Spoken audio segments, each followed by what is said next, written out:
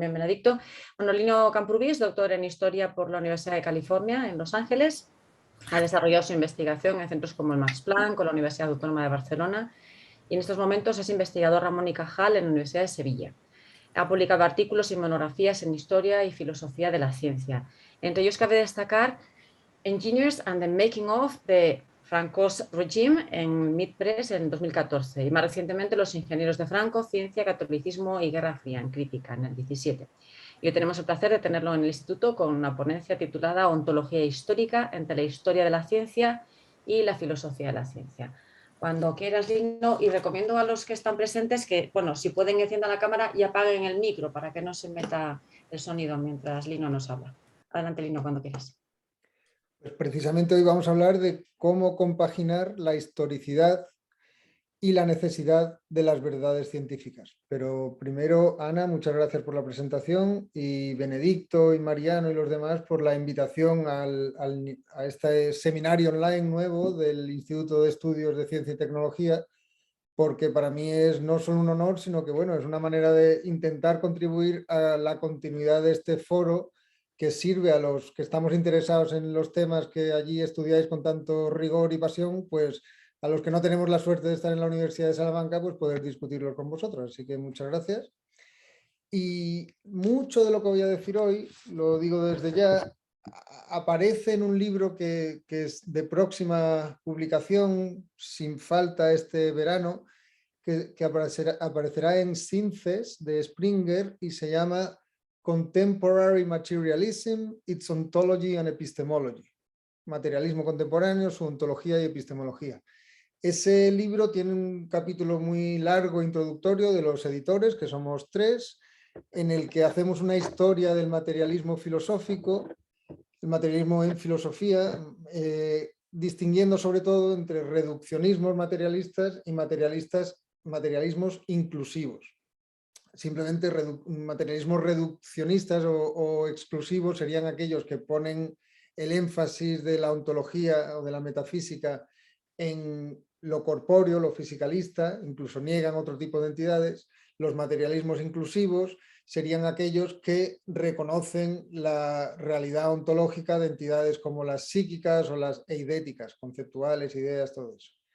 Y después de esa introducción larga, que son unas 100 y pico páginas, tenemos capítulos de diferentes autores. Uno de ellos, por cierto, es profesor en el instituto, es Miguel Ángel Quintanilla, que ya supongo que no se acordará porque llevamos 2 años de retraso en la publicación de este libro por cuestiones puramente editoriales. Synthesis es muy buena editorial, pero muy buena colección, pero tardan, son muy lentos.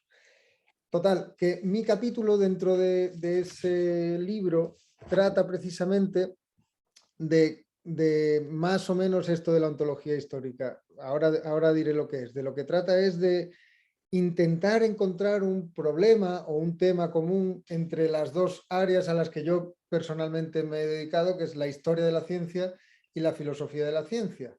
Muchas veces, como sabréis, en un instituto como el vuestro, que precisamente lo que hace es intentar conectar diferentes estudios de la ciencia y la tecnología, pues como sabréis, la historia y la filosofía de la ciencia se han intentado reunir varias veces. Hay largas discusiones desde los 70 sobre el matrimonio bien avenido o mal avenido, las metáforas del divorcio, todo ese tipo de cosas. Hay muchas discusiones sobre el tema.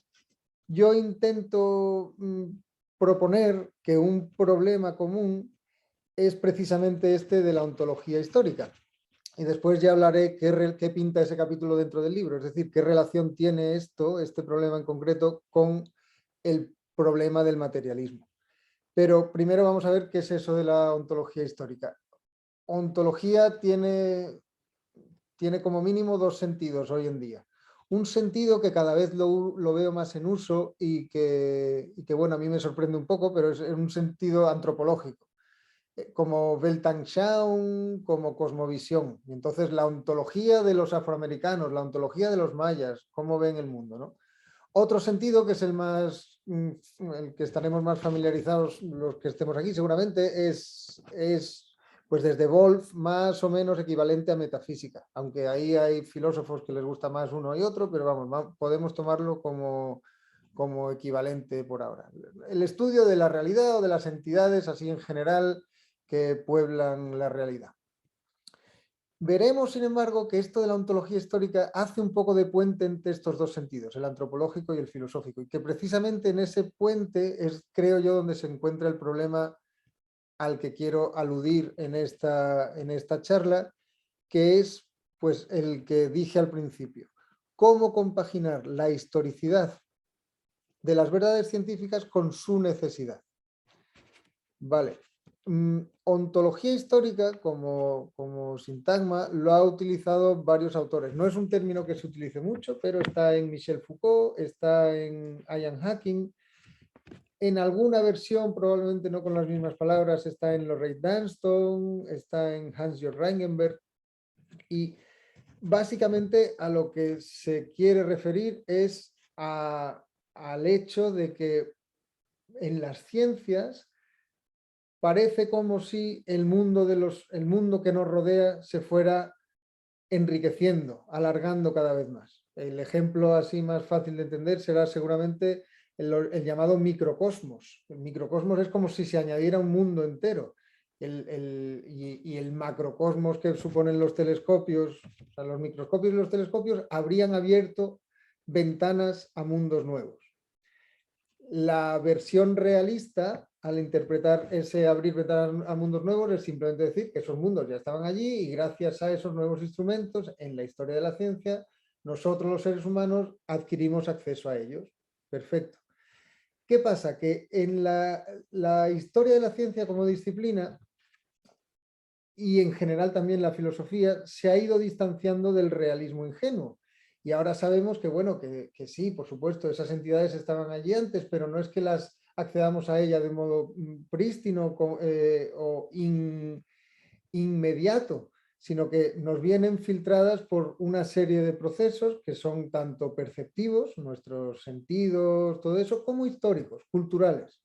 Nos vienen filtradas a través de las propias tecnologías que nos dan acceso a ellos. Nosotros hablar del microcosmos en realidad es siempre una metáfora, porque solo accedemos a las partículas elementales, subatómicas, atómicas, solo accedemos a ellas a través de instrumentos que se dan a nuestra escala, a la escala humana. Con lo cual, siempre hay una metáfora y en la crítica al realismo ingenuo que se ha venido realizando pues desde las críticas, bueno, ya desde la época del neopositivismo, Mach, Duhem, en adelante, nos ha ido advirtiendo, oye, no podemos decir que simplemente se abre una ventana a cosas ya existentes. Transformamos esas realidades a las que accedemos. Famoso principio de Heisenberg que se puede aplicar de otra manera a otros campos.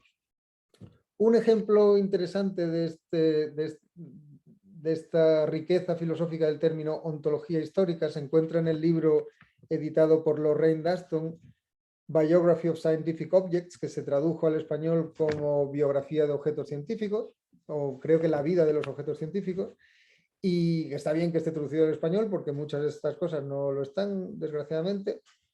Y la frase biografía de objetos científicos da a entender pues precisamente que el foco está en esa historicidad de las entidades, es decir, una ontología histórica. De hecho, la editora, en una introducción muy bonita que tiene, habla de metafísica aplicada, ontología aplicada, empírica diríamos. ¿Qué pasa? Que en realidad no es exactamente eso. La mayoría de los autores del libro simplemente se atienen a una opción realista y simplemente dicen, de hecho la propia autora Dunstone en su introducción dice, es biografía de objetos científicos en tanto objetos científicos, es decir, en tanto objeto de conocimiento, pero esos objetos ya están dados de antes. El único que hace una interpretación un poquito más constructivista es Latour en un artículo, en un capítulo de ese libro que también reproduce de otra manera en La Esperanza de Pandora, y que es un artículo muy provocador en el que básicamente pues, tiene dos versiones del mismo argumento, pero básicamente es si el bacilo de Koch existía o no antes de su extracción o su aislamiento en el laboratorio. Y si no existía antes, cómo pudo ser que mató a Ramsés II. Y entonces, si Ramsés II murió o no de tuberculosis. Entonces el argumento es, hasta que no se descubre y hasta que no se trae el cuerpo de Ramsés II a un laboratorio, es decir, se reduce o se transforma a los términos propios de las ciencias médicas y patológicas, pues no se puede decir que el bacilo existiera ni que Ramsés II muriera de tuberculosis. El mismo Latour, en ese capítulo y en otros sitios, rebaja un poco el tono constructivista radical de su planteamiento, porque exigiría pues, decir cosas como que el oxígeno no existía antes de su descubrimiento y multitud de otras ideas parecidas que nos parecen delirantes, con razón, porque en cierto sentido sí, pero con lo que dice Daston en su introducción, en tanto objetos científicos no existía antes, pero evidentemente una vez que está descubierto, lo primero que tenemos que hacer es postular que existían antes, porque si no, no podríamos respirar, por ejemplo, en el caso del oxígeno, y no podríamos haber descubierto el oxígeno. Pero no vale tampoco simplemente despreciar la discusión y decir, no, ¿por qué? ¿Por qué no vale despreciarla? Pues por lo que hemos dicho, el realismo ingenuo, la idea de que accedemos a una realidad que está ahí esperando a que accedamos, ha sido bastante criticada también con fundamento desde ámbitos tanto históricos como filosóficos. Y entonces de lo que se trataría, he dicho históricos y filosóficos, los filosóficos son más conocidos, pero los históricos, las críticas a este realismo ingenuo por parte de la historia de la ciencia vienen normalmente de que se demuestra una y otra vez la contingencia, la dimensión local y fortuita muchas veces de los descubrimientos científicos, que luego se generalizan y se convierten en universales. Pero la historia de la ciencia lo que demuestra es que no se accede a una realidad prístina, sino que se va co-construyendo esa realidad con los materiales del entorno. Ha-Seok Chang, por ejemplo, el filósofo e historiador, siempre hace el mismo juego, ¿no? El agua es H2O, ¿cómo que es H2O? ¿Qué significa que es H2O? Entonces va a la controversia sobre esa fórmula o cómo funciona una batería, que es un libro que está a punto de sacar ahora en verano. Se va a Volta y se va a la controversia sobre las interpretaciones físicas o mecánicas o las químicas de una batería. Y hoy sabemos que ganaron las químicas, pero dice, pero eso no significa que esté todo resuelto ahí, porque la controversia se alarga durante casi 100 años y además deja flecos sin abrir y va introduciendo hipótesis ad hoc. Es decir, que de lo que tratan muchos historiadores de la ciencia es decirnos, oye, esta realidad a la que hemos accedido, en realidad se ha conseguido acceder a ella a través de multitud de negociaciones muy locales, en las que se introduce tanto el poder de lo material, es decir, tanto pues la naturaleza a la que se está estudiando, como otro tipo de poderes y otro tipo o incluso la propia contingencia ahora pondré un par de ejemplos un poco más claros, la propia contingencia de las tecnologías e instrumentos que se utilizan para acceder a esa realidad.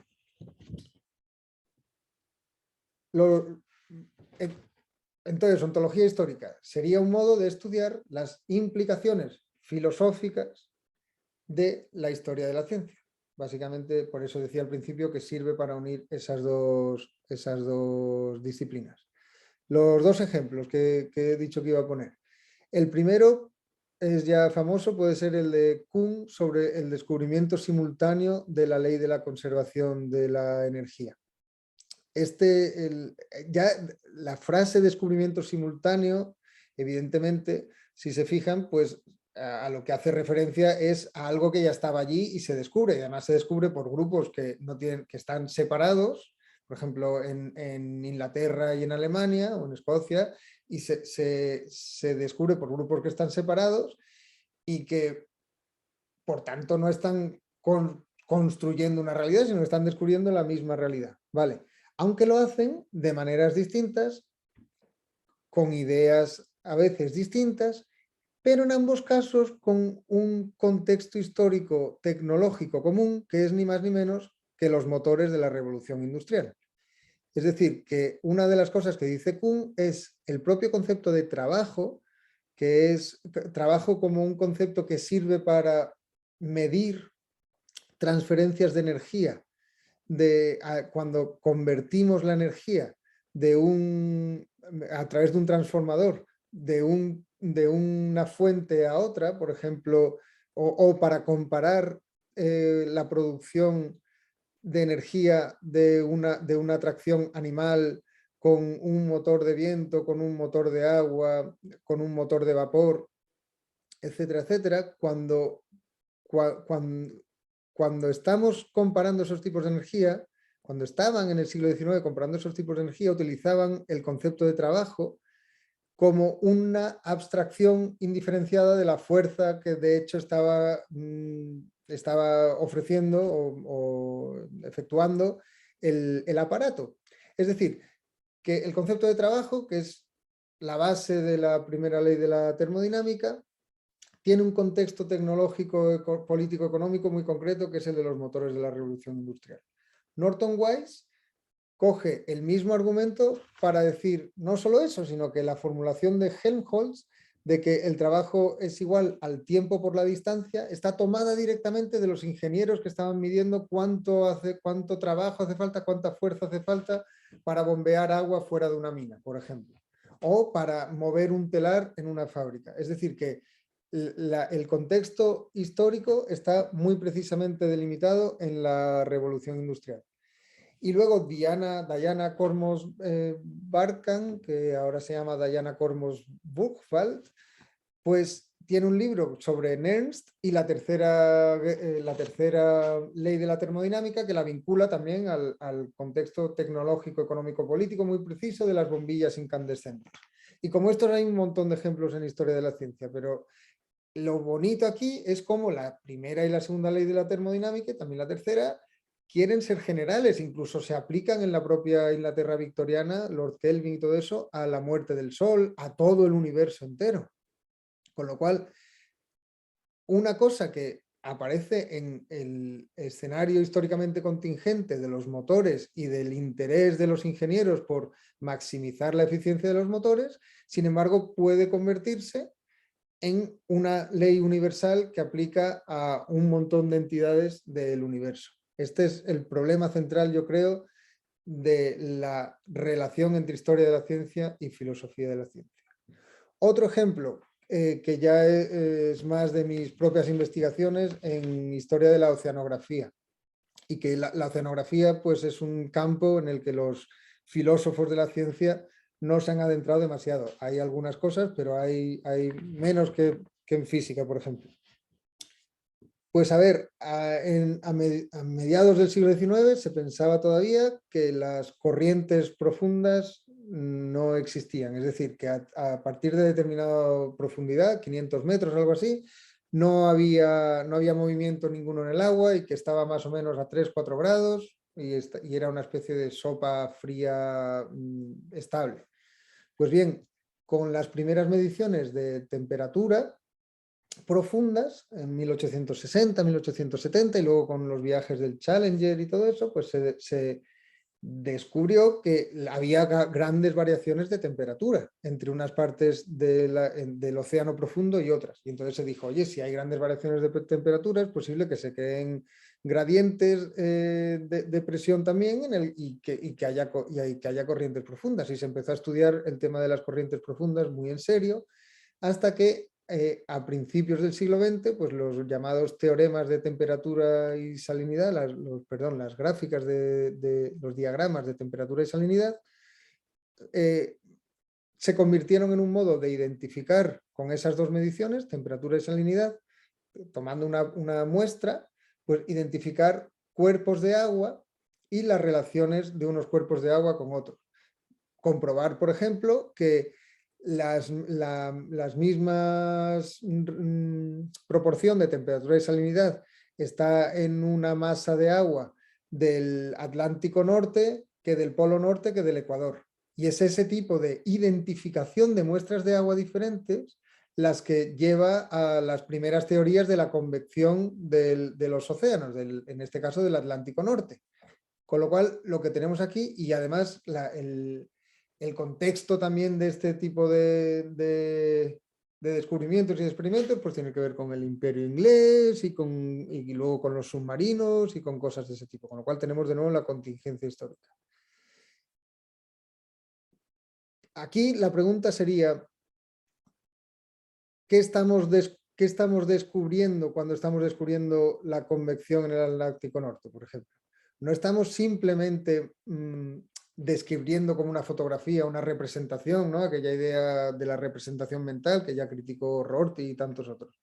No estamos simplemente describiendo una realidad, sino que estamos, en cierto modo, ayudando a construirla, porque lo que estamos haciendo es, primero, no tomar muestras de agua y compararlas, o sea, estamos transformando la masa de agua a través de los aparatos con los que estamos tomando la muestra de agua, a lo mejor a 4.000 metros de profundidad. Evidentemente no nos traemos el océano al barco, sino que cogemos dos muestrecitas de cada columna de agua que vemos y así sucesivamente. Eso es lo que hizo el Challenger en su circunnavegación del globo.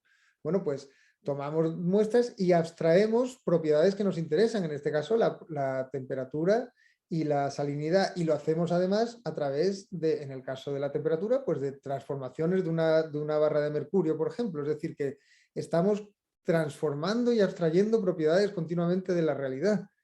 Y además luego estamos relacionando estas muestras de agua del Cabo de San Vicente, por ejemplo, con una muestra de agua en Groenlandia y con otra muestra de agua en Venezuela. Aquí, de nuevo, no estamos simplemente describiendo una realidad que ya está ahí. Una teoría científica como la de la convección consiste en una transformación varias veces de la realidad, primero a través de esas transformaciones operatorias con los instrumentos y luego a través de operaciones matemáticas que te lleven a decir, oye, pues mira, esta masa de agua es la misma que esta y además tiene sentido porque con el frío de los polos se hunde y con el calor del ecuador pues vuelve a salir y entonces hace una especie de ciclo. ¿Ese ciclo representa la realidad? Pues diríamos que sí. ¿Es una representación inmediata, pictórica, tal cual? Evidentemente no. Es una representación que sabemos que es verdadera hasta cierto punto, es decir, que sabemos que no lo sabemos todo, pero sabemos que es verdadera, pero también sabemos que ha sido históricamente construida, que lleva muchos años de trabajo y que exige continuamente pues, una serie de transformaciones ontológicas del propio material, es decir, del agua, hasta el diagrama. O sea, el diagrama de TS, el diagrama de temperatura y salinidad, es una cosa que está en el papel, no está húmedo. Si estuviera en el océano se desharía. Es decir, que ya no estamos hablando del océano cuando estamos hablando de un TS. Estamos hablando, pero mediatamente a través de una serie de transformaciones. Vale. ¿Qué tiene que ver esto entonces con el asunto del materialismo? Bueno, pues tiene que ver a través, entre otras cosas, bueno, sí, del llamado giro material en historia de la ciencia y también en Science Studies, a los que muchos de los presentes pues tenéis también familiaridad. No sé si recordaréis un artículo de Bruno Latour que se llama Can we take our materialism back, please? O sea, ¿podéis darnos, por favor, nuestro materialismo? Era un artículo contra los marxistas y contra el economicismo, diciendo, oye, el materialismo de verdad tiene que fijarse en las cosas. Y no le falta razón, es lo que he dicho antes, la escala humana al final es la que marca el modo en que tenemos de relacionarnos con la realidad, y las cosas es una palabra muy indeterminada, pero simplemente hace referencia a esa escala humana, ¿no? Un quark no es una cosa. Bien, pues esto tiene que ver con el llamado giro material, que ya viene dándose desde los 80 o algo así, y es una insistencia en antropología, historia de la ciencia, arqueología evidentemente, aunque no tan evidente, es decir, dentro de la arqueología ha habido que reclamar las cosas, estudios sociológicos de la ciencia y también hasta cierto punto filosofía. Y básicamente es decir, oye, nos hemos fijado demasiado solo en las teorías cuando hablamos de filosofía de la ciencia o historia de la ciencia. Tenemos que fijarnos más en el experimento, en los aparatos, en las cosas que se hacen, en las operaciones, todo eso. Perfecto, vale. ¿Qué pasa? Que eso, dentro de lo que cabe, deja la cuestión ontológica irresuelta, porque, por ejemplo, en el caso de Latour, lo que Latour propone es una especie de ontología plana, una ontología que no es una ontología, en la que lo que importa son enjambres o marañas o aparatos más o menos contingentes de cosas, humanos, animales, actantes, dice él, la teoría, bueno, sabéis vosotros más que yo de esto, del actor red, pues que van constituyendo estos enjambres, o como podríamos llamarles, pues sí. ¿Qué pasa? Que eso está muy bien, pero eso no es, eso precisamente es una renuncia a hablar de diferenciación ontológica, a hablar de qué tipo de entidades existen. Lo que está diciendo es simplemente que lo que tenemos que estudiar es empíricamente cómo se forma y cuánto dura un enjambre concreto. Vale, perfecto. Pero eso no toma partido ontológicamente, y de hecho dentro del giro material pues caben diferentes énfasis ontológicos, diferentes maneras de entender la realidad. Hacking y Cartwright, por ejemplo, que son dos autores muy distintos, de manera que es muy conocida, pues ellos dicen que son realistas de las verdades empíricas, materiales, fenomenológicas, diríamos, fenoménicas más bien, perdón, pero no son realistas de las teorías.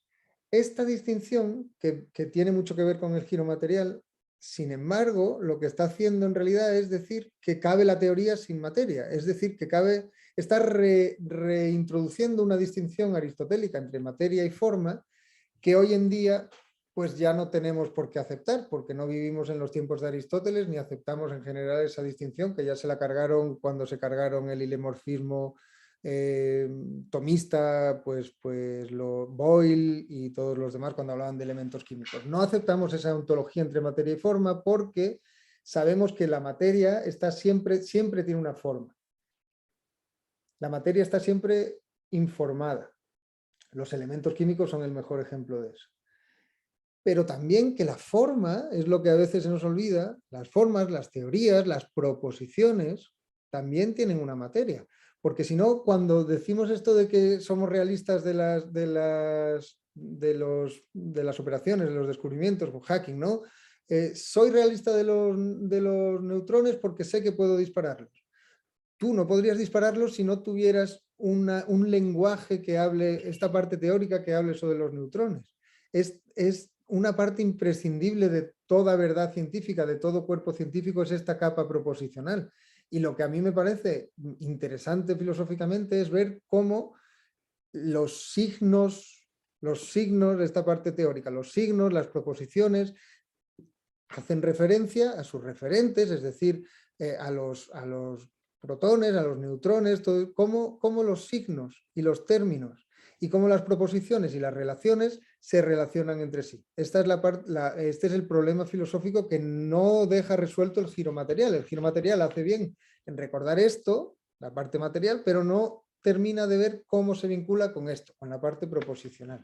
Y ese es un problema que sigue abierto y que no vamos a resolver ahora, pero que solo puede resolverse además a través de estudios empíricos, pero que me parece que es, yo creo, la clave para ver si avanzamos en esto de la ontología histórica. Una manera en que la materia está conformada, pues la propia pluralidad de las ciencias, los campos científicos, el hecho de que haya ciencias diferentes entre sí, tiene que ver con que, acordaos del ejemplo de la temperatura y salinidad, el mismo masa de agua se puede abstraer de diferentes maneras. Se puede tomar masas de temperatura de salinidad o se pueden hacer estudios bioquímicos, por ejemplo. Es decir, que cada ciencia toma la misma realidad material y saca de ella las partes que les interesa, por decirlo mal y pronto. Y entonces, ahí está la diferencia entre las ciencias. Ahí es donde empieza la distinción entre la bioquímica y la oceanografía física, en que están están abstrayendo diferentes partes de la realidad, están transformando la misma realidad a sus términos. Pero claro, se plantea continuamente el problema de la continuidad entre las ciencias, y además es un problema que no es solo un problema, sino que es una realidad que se da de hecho constantemente, ¿no? La colaboración entre las ciencias, dado que el bioquímico y el oceanógrafo físico están hablando de la misma realidad, pues de hecho van apareciendo continuamente momentos en los que interaccionan estas dos diferentes ciencias. Pero a lo que voy es que la realidad de la que esas ciencias hablan está ya siendo configurada, la realidad material está siendo configurada a los términos, por ejemplo, de los diagramas de temperatura y salinidad. Muy bien, como digo, la idea por ahora, ya me estoy acercando a la media hora que me habíais pedido, la idea es simplemente apuntar a un problema, el que creo que puede servir para unir historia y filosofía y que puede y que requiere, vamos, muchos más análisis empíricos y que espero que les parezca interesante. A modo de conclusión, yo diría que, bueno, voy a hacer una conclusión un poco rara, un poco más difícil. No sé si os acordáis, bueno, seguro que sí, de Thomas Nagel, el artículo este, What is like to be a bat. Más o menos, ¿cómo es ser un murciélago? ¿No? Pues más o menos se basa, o la idea es la misma que la de von Yexkull, de los Umwelten. O sea, cada tipo distinto, cada especie distinta animal tiene acceso a una realidad distinta e inconmensurable con todas las demás. O sea, lo de Kuhn de la inconmensurabilidad entre diferentes teorías científicas, pero a lo bestia, ¿no? Cada especie animal tiene un medio ambiente que es su realidad y es el único al que tiene acceso, que es totalmente distinto de los demás. Y el medio ambiente humano, decía el propio von Yexkull, si tú añades el telescopio, pues sí, tienes acceso a muchas más estrellas de las que tiene el lobo cuando aúlla a la luna, ¿de acuerdo? Pero sigue siendo un ambiente limitado a lo que tú puedes ver, en este caso a través del telescopio, pero nuestra realidad no va a ser nunca superior ni inferior, sino inconmensurable a la del zorro, el búho, la bacteria, todo eso. Hay un artículo muy reciente de este mismo año 2022 de Tomasello, el biólogo evolutivo, que se llama What is like to be a chimpanzee, y que os lo recomiendo, que dice, vamos a ver, esto de los mundos, estoy parafraseando muy libremente, pero esto de los mundos no es posible desde una perspectiva evolutiva. Venimos de la misma rama de un murciélago y nosotros somos mamíferos, con lo cual tenemos el mismo tipo de modo de planificar nuestros próximos movimientos, con lo cual algunas experiencias comunes, aunque sea en el modo de percibir una realidad e intentar cambiarla de modo que se ajuste a nosotros, algunas experiencias comunes tenemos, pero en el caso de una especie como el chimpancé, de la que nos separamos hace 6 millones de años, pues hay todavía más continuidades, más puntos en común. Y eso significaría que la realidad a la que el chimpancé tiene acceso y el modo de percibir, como evolutivamente esa percepción es simplemente un modo de guiar la actuación, pues estamos hablando el chimpancé y nosotros, cuando cogemos un palo para hacer exactamente lo mismo, coger termitas, por ejemplo, pues estamos hablando de la misma realidad, no podemos hablar de mundos distintos. Esto es muy importante como argumento contra el idealismo absoluto de constructivista, ¿no? Oye, hay seres no humanos que tienen también el mismo tipo de experiencia. Vale, de acuerdo. Pero claro, la experiencia que aportan las ciencias es muy distinta a la del chimpancé y nos lleva a hablar de cosas como corrientes profundas a las que no tenemos acceso directo, o mucho más, cosas como qué había antes de que hubiera mamíferos. Pues, por ejemplo, qué seres había, qué tipo de experiencia tenían los seres del Precámbrico. Ese tipo de cosas, esos mundos de experiencia nos abren las ciencias. Y entonces el problema inmediato es si esa realidad a la que nos abrimos gracias a las ciencias es absoluta o está siempre siendo filtrada por nuestros órganos de percepción y también por nuestra historia y todo eso. Yo creo que aquí, como en el caso de las relaciones entre las ciencias, aquí de lo que se trata es de estudiar continuidades y discontinuidades, es decir, tiene que haber necesariamente continuidades entre una realidad absoluta y lo que nosotros somos capaces de decir de un tiempo en el que nosotros no estábamos aquí, como puede ser el precámbrico. Pero a la vez hay discontinuidades que están impuestas pues por todo eso que he dicho yo antes. En fin, de nuevo, de lo que se trata es de poner problemas sobre la mesa y de aprovechar la oportunidad para escuchar lo que vosotros tengáis que decir sobre ellos. Pues muchísimas gracias. Muchas gracias y un aplauso para Lino. Están aplaudiendo en silencio, pero están aplaudiendo. Bueno, pues abrimos el turno de preguntas. A poder ser, ya que tenemos micro, a poder ser que sean formuladas, ¿no? Tú preferirás, imagino, ¿verdad, Lino? Que te las formulemos verbalmente, ¿no? Que no por escrito, o bueno, habrá gente que Sí. igual no puede hacerlo por escrito, que no puede hacerlo verbalmente. Entonces, bueno, ahí me parece que hay en el chat un par de cuestiones. Una de Claudio, otra de Guillermo. Si quieres empezar, bueno, Guillermo te va a las gracias y Claudio te plantea una pregunta. No sé si ves el chat, Lino, ¿lo ves? Pues lo estoy intentando, pero no lo Te la consigo. leo yo. Profesor, ¿cuál es el estatuto epistemológico de las ciencias de la complejidad? Por ejemplo, lo que hacen en el Santa Fe Institute. ¿Qué pregunta, Claudio? Bueno, pues ahí habrá que... No soy experto, ¿eh? Es más, hay gente en la sala que es mucho más experta que yo. Pero hay de todo, hay como en todo, ¿no? Hay mucha... Es decir, que las ciencias de la complejidad, dichas así en abstracto, pues hay mucha cháchara. Pero las ciencias de la complejidad en casos concretos y que tienen entre ellas, pues por ejemplo, pues no sé, cómo las propiedades de un organismo son distintas a las de las células que los componen. Pues eso es un estatuto epistemológico científico, totalmente. ¿Más preguntas? A mí se me ocurrió una cosa mientras estás comentando esto de la biografía y la vida de los objetos científicos. Pensaba, bueno, también habrá una necrología de objetos científicos, ¿no? Porque tenemos o sea, esa idea también de la biografía de los objetos científicos daría una visión también muy acumulativista, progresiva de la ciencia, ¿no? O sea, como que la ciencia va descubriendo esos objetos y ¿no? los va trayendo a la vida de alguna forma. Pero también en la historia del pensamiento científico hay infinidad de ejemplos, ¿no? Sin necesidad de recurrir a hechos demasiado antiguos, pero por ejemplo, bueno, el ejemplo del flogisto, seguro que se nos viene a todos a la mente, o la teoría del éter también, ¿no? Que estuvo hasta principios del siglo XX, ¿no? Circulando.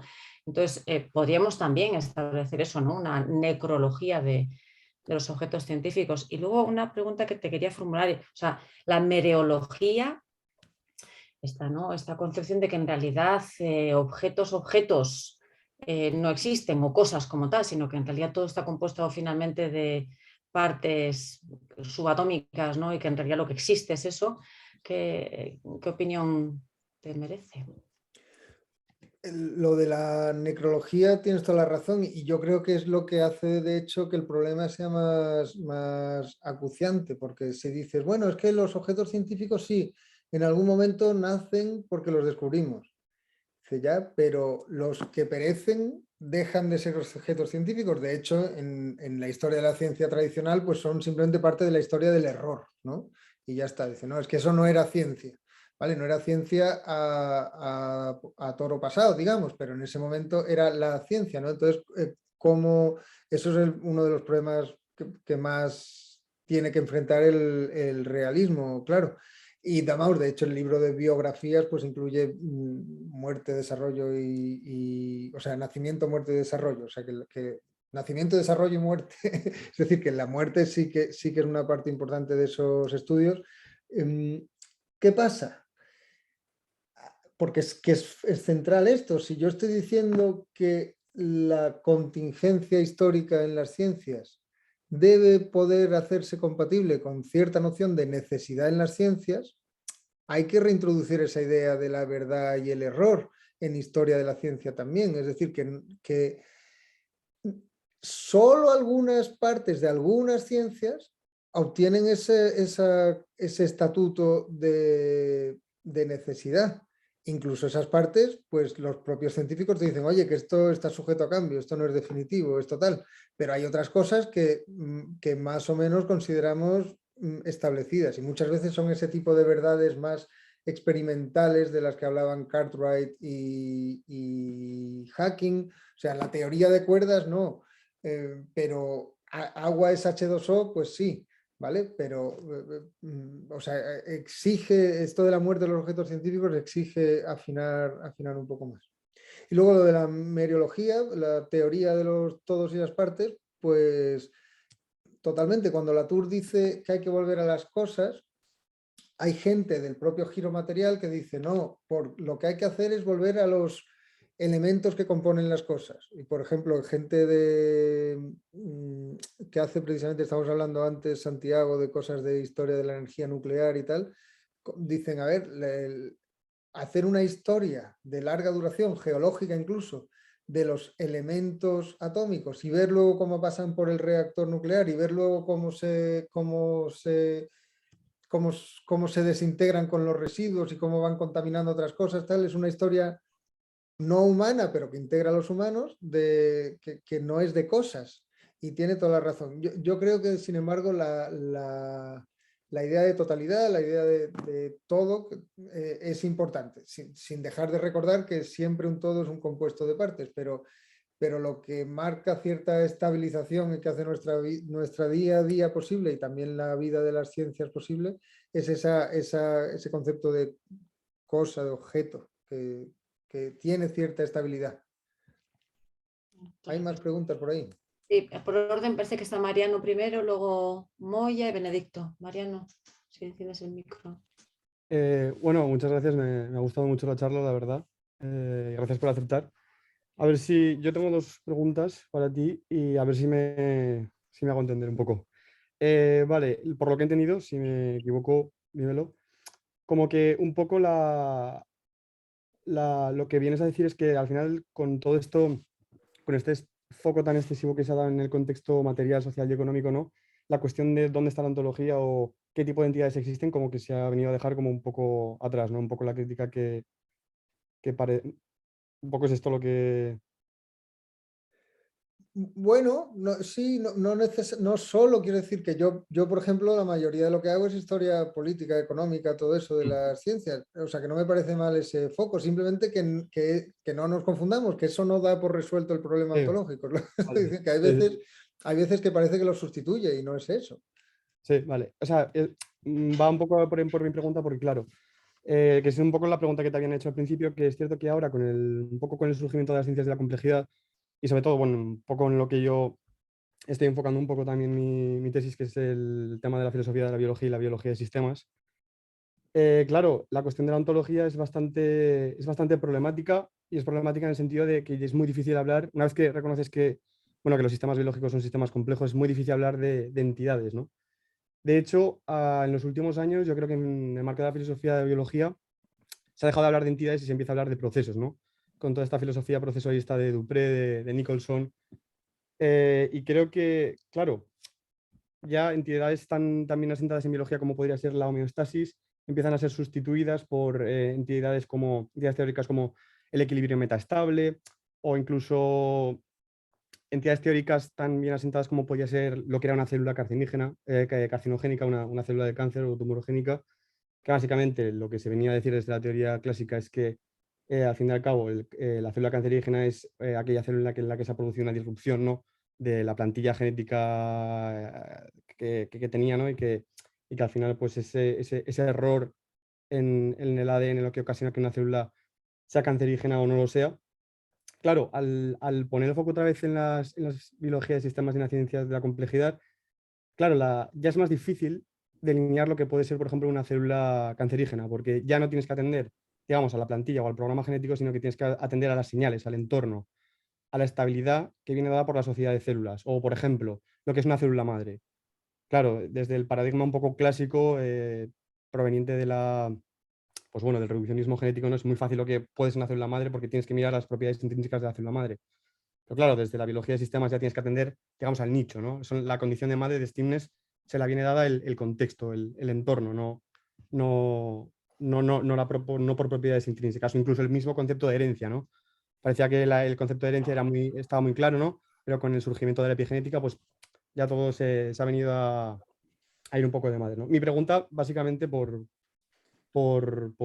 centrar un poco, es, en primer lugar, si crees que el surgimiento de las ciencias de la complejidad, sobre todo a lo que respecta, no sé si en biología, claro, implica dejar de pensar ya esta ontología en términos de entidades y obliga a repensarla en términos de procesos.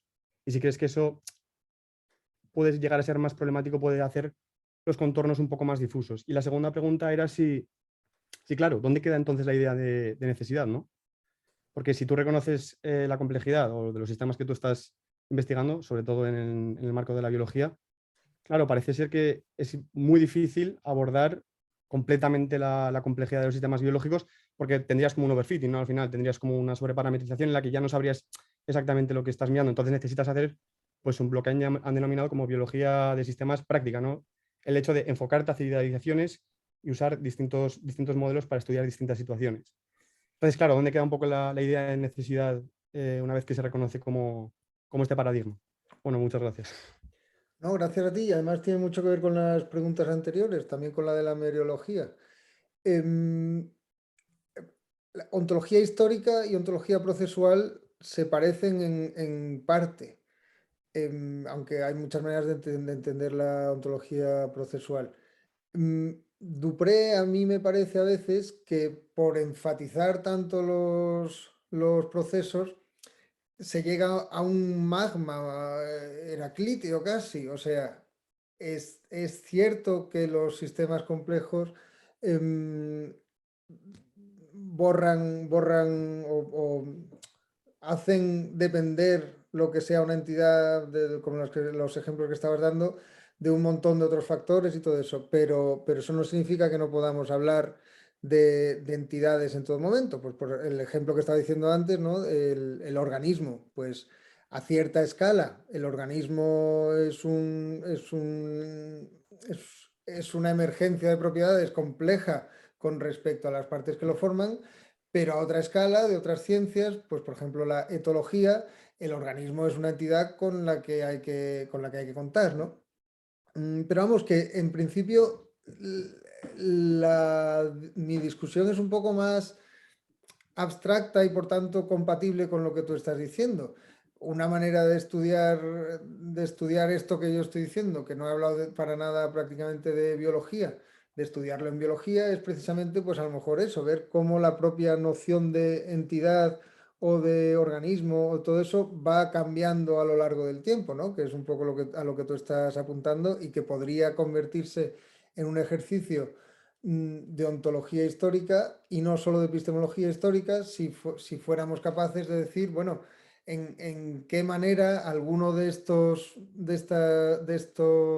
objetos o términos con los que estamos tratando, pues aparecen en el propio trabajo de laboratorio, en la propia Hans-Jörg Rangenberg ha estudiado bastante eso, cómo la propia preparación de un cultivo, por ejemplo, pues está haciendo que es un contexto en el que sin ese contexto no se darían ciertos procesos que se están dando allí, pero tú decías, ¿dónde viene lo de la necesidad? Bueno, pues el propio Hans-Jörg Rangenberg. Una vez que tienes todos los elementos en el cultivo, necesariamente se te da esto. A eso me refiero, es decir, que la necesidad no tiene por qué referirse a las verdades teóricas más abstractas, sino que la necesidad muchas veces es la de una reacción química, ¿no? Y siempre añadiendo lo que tú estabas diciendo, en determinadas condiciones. Pero en determinadas condiciones, si tú añades un compuesto tal a tal, va a hacer la reacción cual. A eso me refiero con necesidad. Vale, gracias. Moya Cancino, me parece que la siguiente. Mariano, acuérdate de bajar la manita. Hola, ¿qué tal, Lino? Muchas gracias por la presentación. Bueno, tengo una duda con el ejemplo de la medición en el mar, si lo entendí correctamente. Bueno, aparte del error experimental, bueno, disculpa, el error de instrumental, o si las mediciones podrían ser representativas o no, lo que tú dices es que cuando se hace una medición Por decirlo de alguna forma, dependiendo de la disciplina, lo que se hace es reducir la entropía, digamos, del sistema para poder tener acceso a esa realidad. Y esa reducción de entropía tiene una carga teórica, ¿o no? Por lo tanto, cuando dices que desde el punto de vista bioquímico o físico-químico no son incompatibles, lo que estoy diciendo es que dependiendo la ciencia, puede tener distinto acceso a la realidad, o entendí el ejemplo mal. Sí, no, ni siquiera estoy diciendo que se transforme muy simplemente, lo que estaba diciendo es que las partes de la misma realidad que interesan a diferentes ciencias son distintas. Simplemente. No hace falta ni siquiera hablar de entropía. Es simplemente que para la oceanografía física lo que interesa de un cuerpo de agua son los diagramas, son las muestras de temperatura y salinidad. Y que esas muestras, al tomarlas, tú las estás subiendo a un barco y las estás transformando a los términos del termómetro, por ejemplo. Y luego además las estás transformando en signos en el diagrama de temperatura y salinidad. El diagrama, no he puesto PowerPoint, pero vamos, el diagrama es una gráfica simplemente. Un eje es temperatura, otro salinidad. Lo único que estoy diciendo es que ese diagrama no se puede entender como una representación pictórica del océano. Es muy sencillo lo que estoy diciendo y estaremos de acuerdo todos porque además es una cosa que en estudios de ciencia y tecnología se ha repetido 1000 veces, o sea, no tiene nada de particular, pero bueno, es importante para entender el problema al que estoy aludiendo, porque lo bonito de las ciencias es que, sin embargo, a pesar de todas esa serie de transformaciones, sin embargo, a veces en determinadas condiciones consiguen dar en el clavo, consiguen estar hablando de algo que reconocemos como un proceso que se está dando realmente y que si no lo reconociéramos nuestra vida sería un caos, es decir, no podríamos entender ni siquiera cómo estamos aquí, es decir, que es una parte muy importante no ya de nuestra cosmovisión, porque eso parece un poco demasiado subjetivo, es una parte muy importante de cómo funciona de hecho el mundo tecnológico en el que nos movemos. Gracias por la respuesta. A ti, ¿eh? Creo que el siguiente estaba Benedicto y luego hay unas preguntas que miramos luego en el chat. Benedicto, ¿no quieres? Vale. Sí, bueno, de nuevo muchas gracias de verdad, Lino, por haber venido o por estar ahí. La pregunta que yo quería hacerte, que la he pensado toda la ponencia, es ¿en qué lugar ubicas en esta ontología histórica a lo idético? O más concretamente, porque bueno, también hay conceptos en las ciencias experimentales, a los objetos, digamos, de las ciencias formales, que son un poco los grandes olvidados de la filosofía de la ciencia también, a los números, incluso si rebasamos ya la filosofía de la ciencia, la ficción. Ahora está muy de moda hablar de eso, los objetos abstractos. Eso, bueno, esa sería un poco la pregunta. Ahí no está claro dónde, digamos, si hay un referente físico, parece que no lo hay. Entonces no veo qué gozne pueda haber entre lo proposicional y el artefacto, el objeto, lo que sea. Sí, muy interesante. De todas maneras, el ejemplo de las ciencias formales es distinto que el ejemplo de la ficción. Aunque hay gente que habla de los números en general las entidades matemáticas como ficciones, lo suelen hacer de modo metafórico y reconociendo que en las, entre comillas, ficciones matemáticas, pues se producen una serie de reglas que llevan a resultados necesarios que no se producen en el caso de otro tipo de ficciones, con lo cual ya no son ficciones de la imaginación en el mismo sentido, ¿no? Y bueno, es el hecho de que, de nuevo, en determinadas condiciones y bajo determinados sistemas axiomáticos, el teorema de Pitágoras de hace 2500 años es el mismo de ahora, ¿no? Eso con lo cual ahí se crea, vamos, según Husserl, pues eso es, él hablaba del histórico a priori, o del a priori histórico, perdón, más bien, que aparece en algún momento de la historia, pero según Husserl aparece, pero es un paso necesario en el desarrollo del espíritu.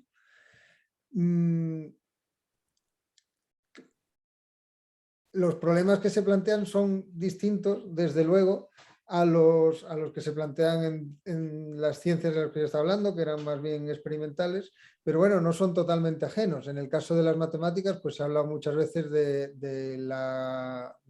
ese juego entre materia y forma, sería la materia, los grafos, por ejemplo. Los grafos, los diagramas, en el caso de la geometría euclidia, pues está muy claro, ¿no? Gente como Rey Bielnetz ha trabajado sobre el papel de los diagramas en los elementos de Euclides, por ejemplo.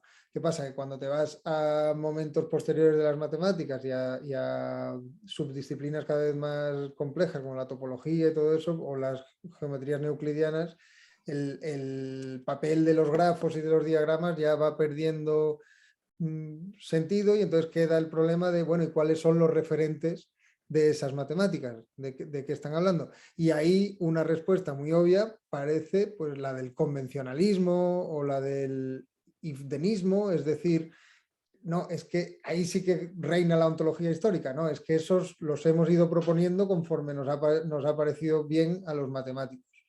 Y ahí seguramente pues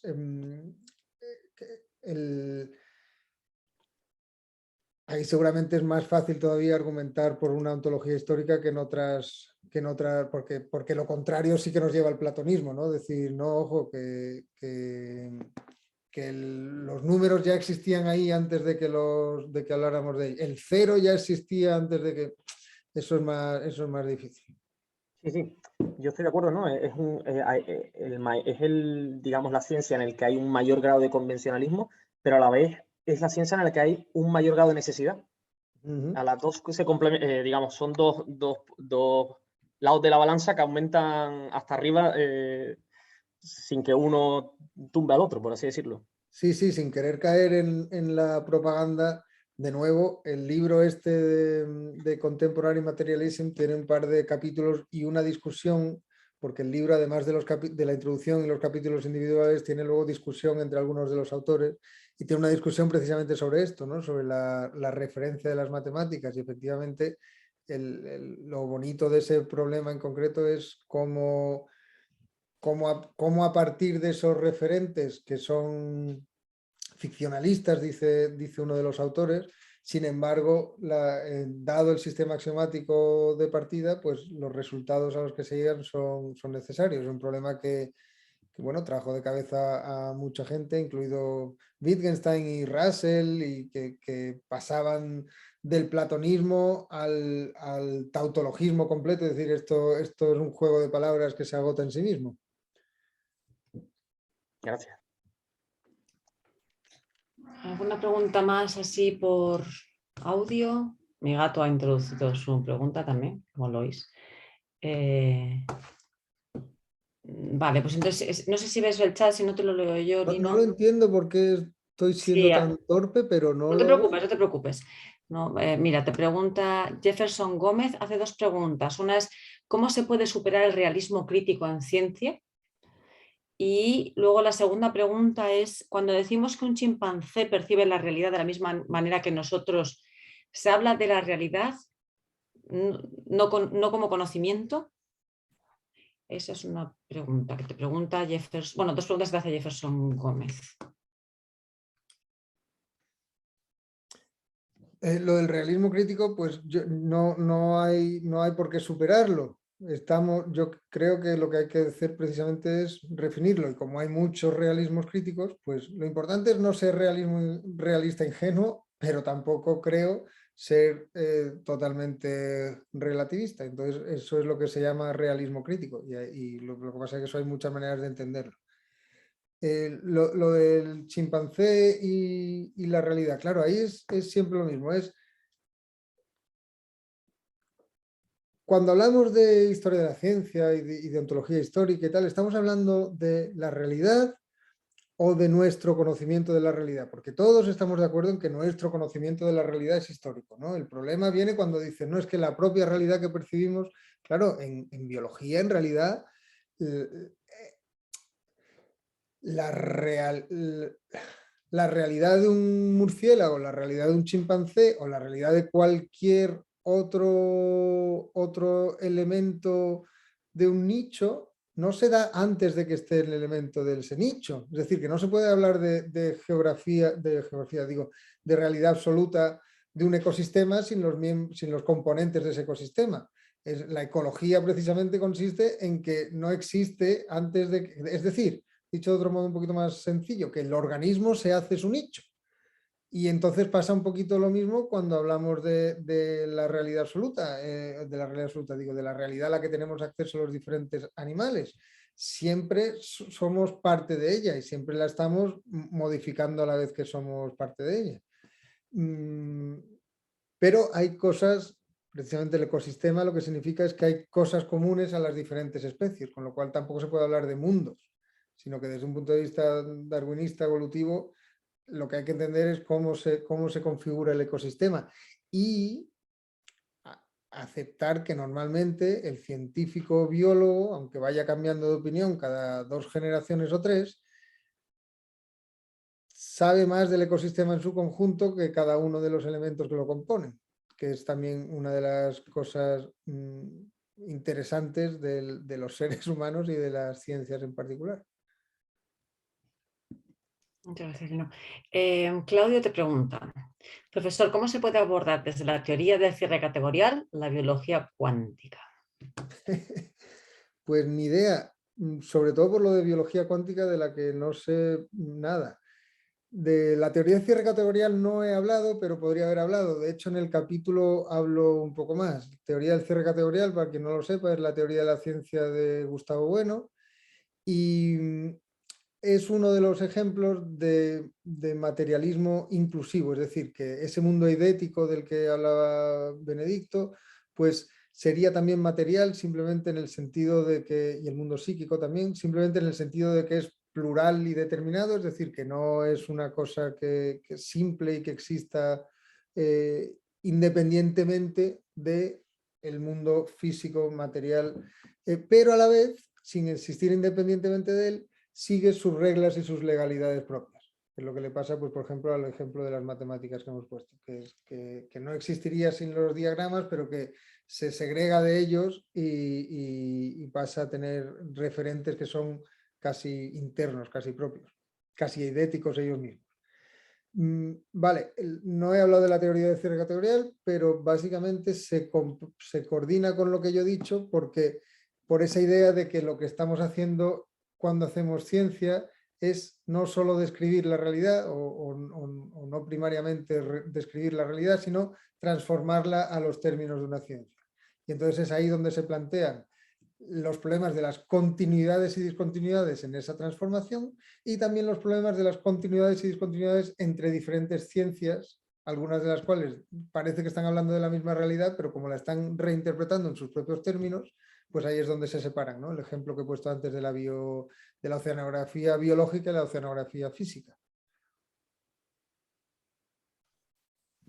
El libro, por cierto, habla bastante de las filosofías de Mario Bunge y de Gustavo Bueno y las pone a dialogar, entre otras cosas. ¿Más preguntas? Pues en el chat no hay más. No sé si alguien de la sala querría hacer alguna pregunta más. Yo sí que es para cerrar, ¿no? Sí, Santi. Bueno, ¿alguien más alguna cosa? Vale, pues adelante, Santi.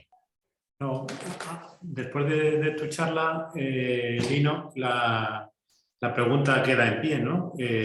¿Podremos tener un día en el que filosofía de la ciencia e historia de la ciencia tengan una etapa idílica o vamos hacia una etapa desidílica? Apocalíptica.